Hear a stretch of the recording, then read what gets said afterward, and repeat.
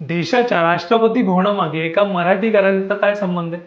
जेव्हा इंग्रजांनी भारताची राजधानी कोलकात्याहून दिल्लीला हलवण्याचा निर्णय घेतला, तेव्हा त्यांना व्हॉइसरॉयचा बघा म्हणजेच आजचं राष्ट्रपती भवन बांधण्यासाठी हवी होती एक योग्य जागा आणि ती जागा शोधली गेली रायसीना हिलवर.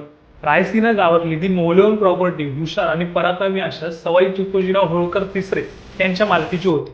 इंग्रजांचे सम्राट पंचम जॉर्ज यांच्या एका शब्दाखातर तुकोजीरावांनी ती जागा भव्य वास्तू बांधण्यासाठी दिली.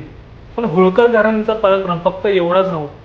अहिल्याबाई होळकरांनी देशात सामाजिक सुधारणांची सुरुवात केली. तर याच घराण्याने मध्य प्रदेशात रेल्वे यावी म्हणून इंग्रज सरकारला चक्क कर्ज पुरवठा केला होता. इतकंच नाही तर बनारस हिंदू विश्वविद्यालय आणि अलीगढ विद्यापीठालाही लाखोंची देणगी देण्यात आली होती. आज स्वातंत्र्यानंतर त्याच जागेवर भारताचे राष्ट्रपती राहतात.